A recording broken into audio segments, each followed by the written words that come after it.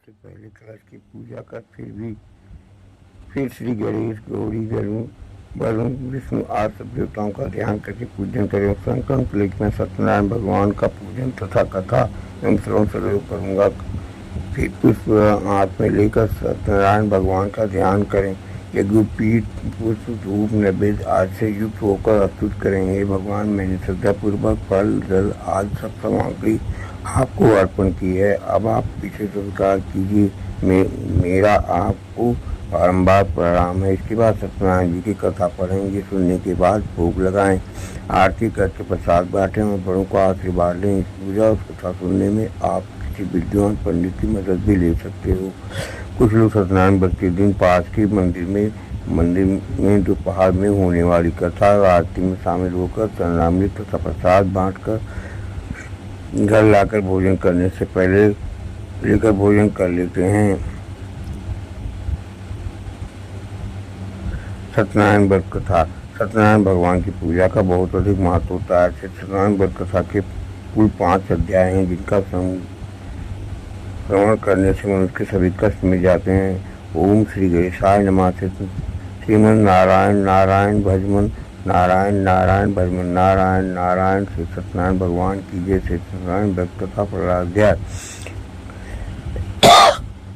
एक समय की बात है, नैमिषारण्य में तीर्थ में शौनकादि 88,000 ऋषियों ने भी सूर्य से पूछा, प्रभु इस कलयुग में वेद विद्या रहित मनुष्यों को प्रभु भक्ति किस प्रकार मिल सकती है तथा उनका उद्धार कैसे होगा। हे मुनिश्रेष्ठ, कोई ऐसा व्रत तब बताइए जिससे थोड़े समय में ही पुण्य मिले और मनवांछित फल भी मिल जाए। इस प्रकार की कथा सुनने की हम लोग इच्छा रखते हैं। सभी शास्त्रों के ज्ञाता सूत जी बोले, हे वैष्णव, मैं पूज्य आप सभी प्राणियों के हित की बात पूछी है, इसलिए मैं एक ऐसे श्रेष्ठ व्रत के बारे में आप लोगों को जरूर बताऊंगा, जिसके बारे में नारद जी ने लक्ष्मी नारायण जी से पूछा था। लक्ष्मीपति श्री हरि ने नारद जी से कहा था कि आप भी इसे सुनिए। एक समय की बात है, नारद जी दूसरों के हित के लिए इच्छा लिए अनेकों लोगों में घूमते हुए मृत्युलोक में जा पहुँचे। यहाँ उन्होंने अनेक योनियों में जन्मे सभी मनुष्यों को अपने कर्मों के अनुसार पीड़ा झेलते हुए देखा। उनका दुख देख नारद जी सोचने लगे कि ऐसा क्या किया जाए जिससे निश्चित रूप से मानवों के दुखों का अंत हो जाए। इसी विचार पर मनन करते हुए विष्णु लोक में गए। वहाँ वो नारायण की स्तुति करने लगे और बोले, हे भगवान, आप अत्यंत शक्ति से संपन्न हैं, निर्गुण स्वरूप, सृष्टि के कारण भक्तों के दुख को दूर करने वाले हैं। आपको मेरा प्रणाम। नारद जी की स्तुति सुन विष्णु भगवान बोले, मुनिश्रेष्ठ, आपके मन में क्या बात है, उसे निसंकोच कहो। इस पर नारद मुनि बोले कि मृत्युलोक में अनेक योनियों में जन्मे मनुष्य अपने कर्मों के द्वारा अनेकों दुखों से कैसे छुटकारा पा सकते हैं। तब हरि बोले, हे नारद, मनुष्यों की सगाई के लिए तुमने बहुत उत्तम प्रश्न पूछा है। स्वर्गलोक व मृत्युलोक दोनों में एक दुर्लभ उत्तम व्रत है जो पूर्ण देने वाला है। आज प्रेमवश होकर मैं तुम्हें उसे बता कहता हूँ। श्री सत्यनारायण भगवान का व्रत अच्छी तरह विधान पूर्वक करके मनुष्य तुरंत ही वहाँ सुख भोग कर मरने पर मोक्ष प्राप्त होता है।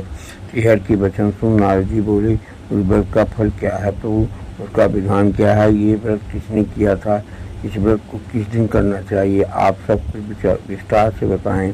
नाथ की बात सुनकर फिर श्रीहरि बोले, दुख का व शोक को दूर करने वाला, ये सभी स्थानों पर विजय दिलाने वाला है। मानव को भक्ति और श्रद्धा के साथ शाम को सत्यनारायण की पूजा धर्मपरायण होकर ब्राह्मणों और बंधुओं के साथ करने, साथ ही यथाशक्ति के अनुसार भक्ति भाव से भगवान का भोग लगाएं, आरती गाएं, ब्राह्मणों सहित बंधु बांधवों को भी भोजन कराएं। उसके पश्चात स्वयं भोजन करें, कीर्तन भजन के साथ भगवान की भक्ति में लीन हो जाएं। इस तरह सत्यनारायण भगवान का ये व्रत करने पर मनुष्य की सारी इच्छाएं निश्चित रूप से पूरी होती हैं। इस प्रकार कलयुग में मृत्युलोक में मोक्ष का यही एक सरल उपाय है। सत्यनारायण भगवान का व्रत कथा का दूसरा अध्याय। सूत जी बोले, हे ऋषियों, जिसने पहले समय में इस व्रत को किया था उसका इतिहास कहता हूँ, ध्यान से सुनो। सुंदर काशीपुर नगरी में एक अत्यंत निर्धन ब्राह्मण रहता था। भूख प्यास से परेशान उस धरती पर घूमता रहता था। ब्राह्मणों से प्रेम करने वाले भगवान ने एक दिन ब्राह्मण का भेष धारण कर उसके पास जाकर पूछा, हे विप्र, नित्य दुखी होकर तुम पृथ्वी पर क्यों घूमते हो? दीन ब्राह्मण ने बोला, मैं निर्धन ब्राह्मण हूँ, भिक्षा के लिए धरती पर घूमता हूँ। यदि आप इसका कोई उपाय जानते हो तो बताइए। वृद्ध ब्राह्मण रूपी भगवान ने कहा, सत्यनारायण भगवान मनवांछित फल देने वाले हैं, इसलिए तुम उनकी पूजा करो और उसे करने से मनुष्य सभी दुखों की मुक्त हो जाता है। वृद्ध ब्राह्मण बनकर आए सत्यनारायण भगवान उस निर्भय भगवान को व्रत का सारा विधान बताकर अंतर ध्यान हो गए। अगले दिन सुबह उठने से पहले उसे ब्राह्मण ने मन में संकल्प लिया कि सत्यनारायण का व्रत करूंगा और फिर अपने नित्य कर्मों से फ्री हो कर वो भिक्षा के लिए चल पड़ा। उस दिन उसे भिक्षा में बहुत सा धन प्राप्त हुआ। उसी धन में अपने परिवार के लिए साथ भगवान सत्यनारायण की पूजा की और वो व्रत कर रखा। उस व्रत के करने से कुछ दिन बाद उसके सभी दुखों का कष्ट दूर होने लगे और देखते देखते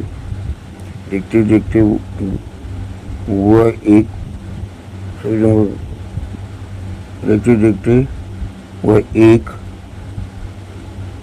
सम्मान और अनेक संपत्तियों का मालिक बन गया। तब हर महीने की पूर्णिमा के दिन वो ब्राह्मण सत्यनारायण की पूजा वो व्रत करने लगा। इस प्रकार सत्यनारायण भगवान के इस व्रत को करके वो श्रेष्ठ ब्राह्मण सभी पापों और गरीबी से मुक्त हो गया। उसने एक दुर्लभ मोक्ष पद को प्राप्त किया। इस तरह सत्यनारायण भगवान के इस व्रत को जो मनुष्य करेगा उसी प्रकार के पापों से छूटकर मोक्ष को प्राप्त होगा। जो मनुष्य व्रत को करेगा वो भी सभी दुखों से मुक्त हो जाएगा। सूर्य बोले, इस तरह से नारद जी के नारायण की का कहा हुआ सत्यनारायण व्रत का मैंने तुमसे कहा है। विप्रो, मैं और क्या कहूँ? ऋषि बोले, हे मुनिवर, संसार में उस विप्र से सुनकर किस ने इस व्रत को किया, ये सब बात को सुनना चाहते हैं। इसके लिए हमारे मन में श्रद्धा का भाव है। सूर्य बोले, हे मुनियों, जिसने इस व्रत को किया है वो सब सुनो। एक समय वही विप्र धन व ऐश्वर्य के अनुसार अपने बंधुओं के साथ इस व्रत को करने को तैयार हुआ। उसी समय एक लकड़ी बेचने वाला बूढ़ा आदमी आया और लकड़ियाँ बाहर रखकर अंदर ब्राह्मण के घर में गया। प्यास से दुखी वो लकड़हारा उनको व्रत करते देख विप्र को नमस्कार कर पूछने लगा, आप क्या कर रहे हैं? तब इसे करने से आपको क्या फल मिलेगा? कृपा करके मुझे भी बताएं। ब्राह्मण ने कहा कि सब मनोकामनाओं को पूरा करने वाला ये सत्यनारायण भगवान का व्रत है। इनकी कृपा से ही मेरे घर में धन धान आज की वृद्धि हुई है। विशेष सत्यनारायण व्रत के बारे में जानकर लकड़हारा बहुत प्रसन्न हुआ। सत्यनारायण व्रत लेकर वो प्रसाद खाने के बाद वो अपने घर गया। लकड़हार ने अपने मन में संकल्प किया कि आज लकड़ी बेचने से जो धन मिलेगा उसी से सत्यनारायण भगवान का उत्तम व्रत करूंगा। मन में इस विचार को ले बूढ़ा आदमी सिर पर लकड़ियां रख उस नगर में बेचने गया, जहां उसे अपनी लकड़ियों का दाम पहले से 4 गुना अधिक मिला। बूढ़ा प्रसन्नता के साथ पैसे लेकर सत्यनारायण भगवान की मूर्ति और व्रत की अन्य सामग्रियाँ लेकर अपने घर गया। वहाँ उसने अपने परिवारजनों को बुलाकर विधि विधान से सत्यनारायण भगवान का पूजन और व्रत किया। इस व्रत के प्रभाव से बूढ़ा लकड़हारा धन पुत्र आज से युक्त होकर संसार से समस्त सुख भोग अंत काल में वैकुंठ धाम को चला गया। श्री सत्यनारायण भगवान व्रत कथा का तीसरा अध्याय। सूर्य जी बोले, हे श्रेष्ठ मुनियों, अब आगे की कथा सुनाता हूँ। पहले समय में उल्कामुख नाम का एक बुद्धिमान राजा था। वो सत्यव्रत का जितेंद्रिय प्रतिदिन देव स्थानों पर जाता और निर्धनों को धन देकर के कष्ट दूर करता था। उसकी पत्नी कमल के समान मुखवाली तथा सती साध्वी थी। भद्रशिला नदी के तट पर उस दोनों ने सत्यनारायण भगवान का व्रत किया। उसी समय साधु नाम का एक वैश्य आया। उसके पास व्यापार करने के लिए बहुत सा धन भी था। राजा को व्रत करते देख कुछ विनय के साथ पूछने लगा, हे राजन, भक्तिभाव से पूर्ण होकर आप इस क्या कर रहे हो? मैं सुनने की इच्छा रखता हूँ, तो आप कृपा करके मुझे बताएं। राजा बोला, मैं अपने बंधुओं के साथ राज की प्राप्ति के लिए सत्यनारायण भगवान का व्रत पूजन कर रहा हूँ। राजा के वचन सुन साधु आदर से बोला, राजन, मुझे इस व्रत का सारा विधान कहिए, मैं भी इस व्रत को करूँगा। मेरी भी संतान नहीं है और व्रत को करने से निश्चित रूप से मुझे संतान की प्राप्ति होगी। राजा से सारा व्रत विधान सुन व्यापार से निवृत्त वो अपने घर गया। साधु ने अपनी पत्नी को संतान देने वाली इस व्रत का वर्णन कर का सुनाया और कहा, जब मेरी संतान होगी तब इस व्रत को करूँगा। साधु ने इस तरह के वचन अपनी पत्नी लीलावती से कहे। एक दिन लीलावती पति के साथ आनंदित हो संसारिक धर्म से निवृत्त होकर सत्यनारायण भगवान की कृपा से गर्भवती हो गई। 10वें महीने में उसके गर्भ से एक सुंदर कन्या ने जन्म दिया। माता पिता ने अपनी कन्या का नाम कलावती रखा। एक दिन कलावती की मां लीलावती ने अपने पति को याद दिलाया कि आपने सत्यनारायण भगवान के जिस व्रत को करने का संकल्प लिया था उसे करने का समय आ गया। आप इस व्रत को करिए। साधु बोला, हे प्रिय, इस व्रत को मैं उसके विवाह पर करूँगा। इस प्रकार अपनी पत्नी की आश्वासन देकर वो नगर को चला गया। साधु ने एक बार नगर में अपनी कन्या की कुछ सखियों के साथ देखा तो उसे लगा कि उसकी कन्या अभी विवाह योग्य हो गई। उसने कन्या के योग्य वर ढूंढना शुरू कर दिया। एक दिन साधु की बात को ध्यान में रखते हुए एक ही नगर में पहुंचा। वहां से एक बार कर लड़की के सुयोग वाले पुत्र को ले आया।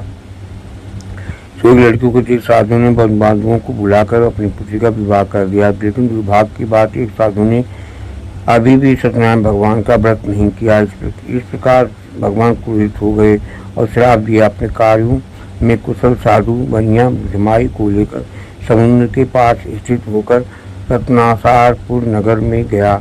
वहां जाकर दामाद ससुर दोनों मिलकर चंद्रकेतु राजा के नगर में व्यापार करने लगे। एक दिन भगवान सत्यनारायण की माया से एक चोर राजा का धन चुरा कर भाग रहा था। उसने राजा के सिपाहियों को अपना पीछा करते देख चुराया हुआ धन वहां रख दिया जहाँ साधु अपने सिपाही के साथ ठहरा हुआ था। राजा ने सिपाहियों से साधु के बैठ के पास राजा का धन पड़ा देखा तो ससुर जमाई दोनों को बांधकर प्रसन्नता से राजा के पास ले गए और कहा, उन दोनों चोरों हम पकड़ लाए हैं, आप आगे कार्रवाई की आज्ञा दें। राजा की आज्ञा से उन दोनों को कठिन कारावास में डाल दिया गया और उनका सारा धन भी उनसे छीन लिया गया। सत्यनारायण भगवान के श्राप से साधु की पत्नी बहुत दुखी हुई। घर में जो धन रखा था उसे चोर चुरा ले गए। शारीरिक मानसिक पीड़ा व सुख भूख प्यास से अति दुखी अन्य की चिंता में कलावती के ब्राह्मण के घर व्रत होते देखा। फिर कथा भी सुनी। उस प्रसाद ग्रहण कर उस रात को घर वापस आई। माता के कलावती से पूछा कि हे पुत्री, अब तक तुम कहाँ थी, तेरे मन में क्या है? कलावती ने अपनी माता से कहा, माता, मैंने एक ब्राह्मण के घर में से सत्यनारायण व्रत का देखा।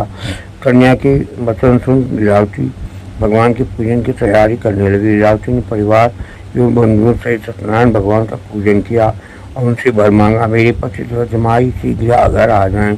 साथ ही ये भी प्रार्थना की कि हम सबका अपराध क्षमा करें। सत्यनारायण भगवान इस व्रत से संतुष्ट हो गए और राजा से संतुष्ट हो गए। उन्होंने राजा चंद्रकेतु को स्वप्न में दर्शन देकर कहा, हे राजन, जिन दोनों वैश्यों को तुमने बंदी बना रखा है वो निर्दोष हैं, उन्हें प्रातः ही छोड़ देना।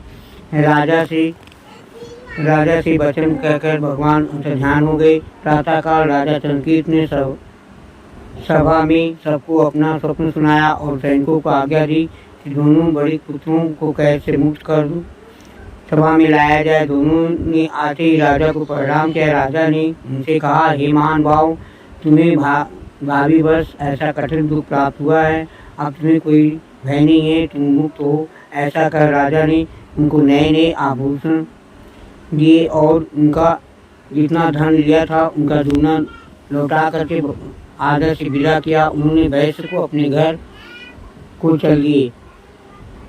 श्री सूत जी ने कहा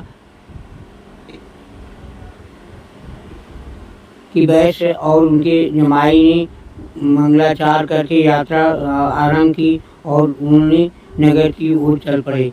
और थोड़ी दूर आगे बढ़ने पर खड़ी वेशधारी श्री भगवान जी ने पूछा कि हे वैश्य, तेरी नाव में क्या है? अभिमानी बड़े पुत्र ने हंसता हुआ बोला कि हे वैश्य, तेरे नाव में हे दंडी, आप क्यों पूछते हैं तथा धन लेने की इच्छा है? मेरी नाव में तो बेल और पत्ते भरे हैं। वैश्य का कठोर वचन सुनकर दंडी रूप में भगवान जी ने कहा, तुम्हारा वचन सत्य हो। ऐसा कहकर वहाँ से कुछ दूर जाकर के समुद्र के किनारे बैठ गए। दंडी महाराज के जाने के बाद पश्चात वैश्य ने नृत्य क्रिया से निवृत्त होने के बाद नाव को ऊंची ऊंची देख करके अपना किया गया। नाव में बेलपत्र आदि देखकर मूर्छित हो गया, जमीन पर गिर पड़ा। उस आने पर अत्यंत शोक प्रकट करने लगा।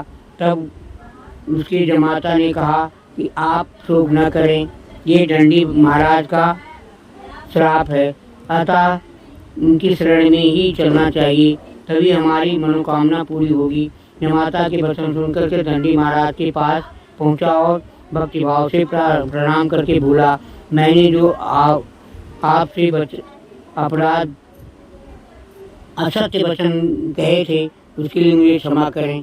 ऐसा कह करके वैश्य रोने लगा। तब दंडी भगवान बोले, हे बड़े पुत्र, मेरी आज्ञा से तुम्हें बार बार दुख प्राप्त हुआ, तुम मेरी पूजा से विमुख हुआ है।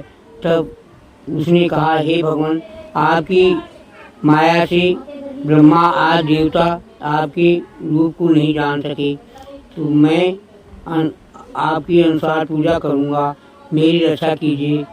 पहले के समान मेरी नौका को धन से भर दीजिए। उन्होंने भक्ति युक्त वचन सुनकर भगवान जी प्रसन्न हो गए और उनकी इच्छा अनुसार वर देकर अंतर्ध्यान हो गए। तब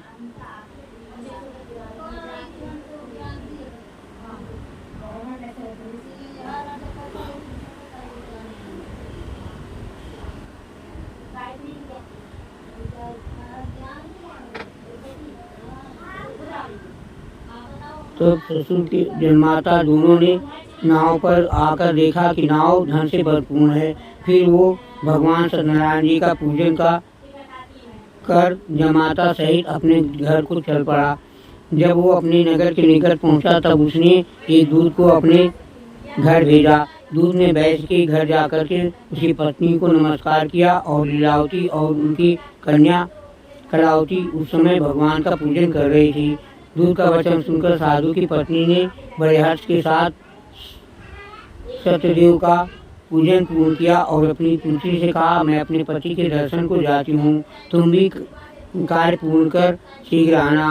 परंतु कलावती पूजन एवं प्रसाद छोड़कर अपने पति के दर्शन के लिए चली गई, परंतु उनका पति का दर्शन प्राप्त नहीं हुआ।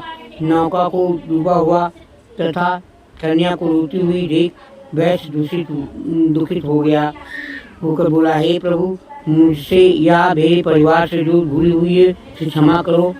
उसके दीन वचन सुनकर सत्यदेव भगवान प्रसन्न हो गए। आकाशवाणी हुई, हे वैश्य, तेरी कन्या प्रसाद छोड़कर आई है, उसका पति अदृश्य हुआ है, यदि वह घर जाकर प्रसाद खाकर लौटे तो उसका पति अवश्य मिलेगा। आकाशवाणी सुनकर कलावती ने घर पहुंचकर पूजन कर प्रसाद खाया और फिर आकर अपने पति के दर्शन किए। तत्पश्चात वैश्य ने वहीं वन बांधवों सहित सदैव का विधि पूर्वक पूजन किया और इस लोक का सुख भोगकर अंत में परलोक को गया। 5वां अध्याय। श्री सूत जी ने आगे कहा कि ऋषियों, मैं एक और कथा कहता हूँ। प्रजापालन में 3 तुंगधर नाम का एक राजा था। उसने भगवान सत्यदेव का प्रसाद त्याग कर बहुत दुख पाया। एक समय राजा वन में अन्य पशुओं को मारकर बड़ के वृक्ष के नीचे आया। वहाँ उसने ग्वालों को भक्तिभाव से वन बंधुओं सहित सत्यनारायण जी का व्रत पूजन करते देखा, परंतु राजा देखकर भी अभिमान बस न तो वहाँ गया न ही भगवान को नमस्कार ही किया। तब जब ग्वालों ने भगवान जी का प्रसाद उनके सामने रखा तो वो प्रसाद त्याग कर अपने नगर को चला गया। नगर में पहुंचकर उसने देखा कि उसका सब कुछ नष्ट हो गया है।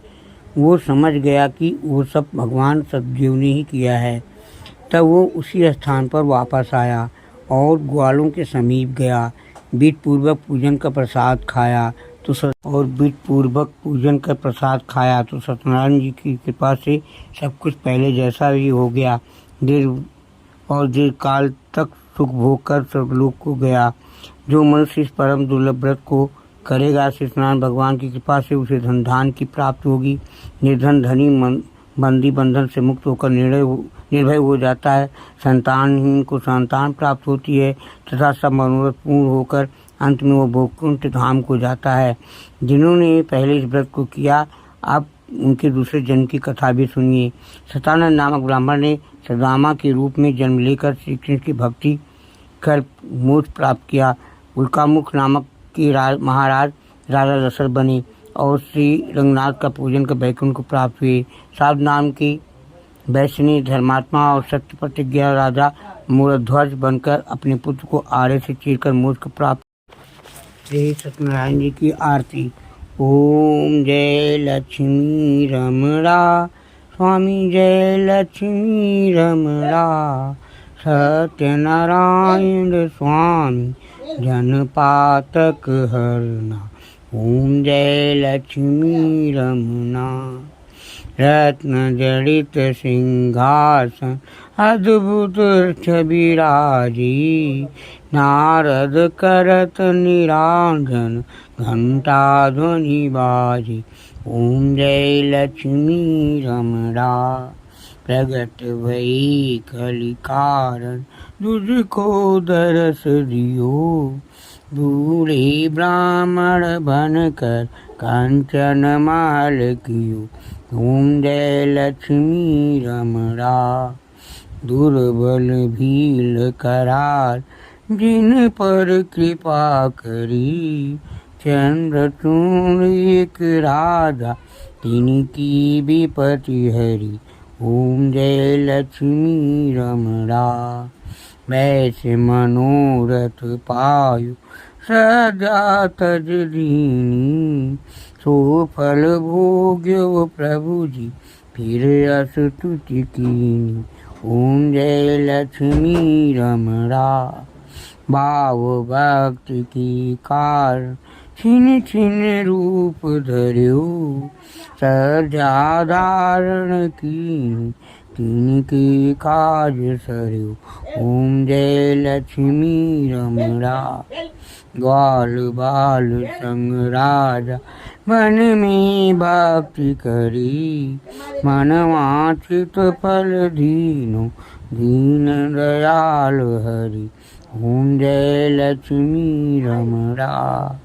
चरत प्रसाद सवायो कदली फल मीवा, धूप दीप तुलसी से राजी सतदेवा। ओम जय लक्ष्मी रमणा।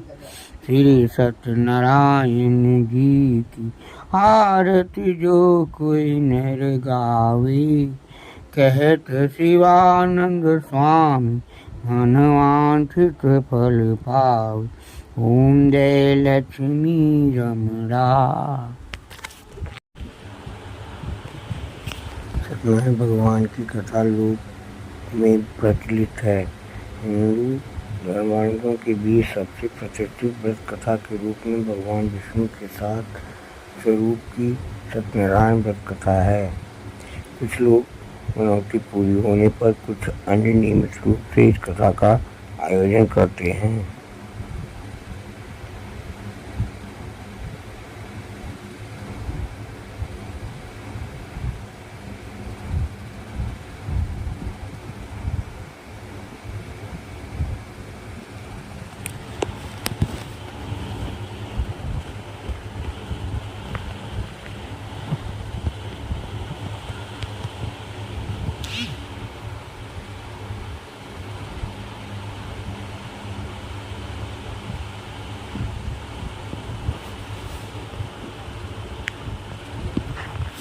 सत्यनारायण व्रत कथा हिंदी पंचांग के अनुसार हर महीने की पूर्णिमा को किया जाता है। श्री सत्यनारायण व्रत की कथा को सुनने का फल हजारों सालों तक किए गए यज्ञ के बराबर माना जाता है। किसी भी शुभ कार्य या मनोकामना पूरी करने हेतु विधि विधान से सत्यनारायण भगवान की पूजा एवं कथा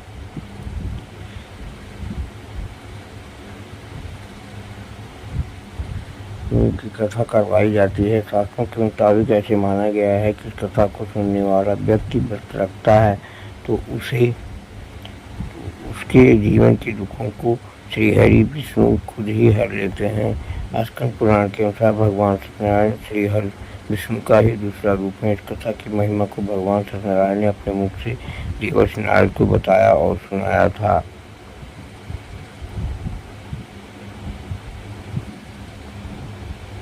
सत्यनारायण कथा की पूजा विधि। सत्यनारायण व्रत कथा हिंदी पंचांग के हर महीने की पूर्णिमा को किया जाता है। सत्यनारायण व्रत की कथा सुनने का फल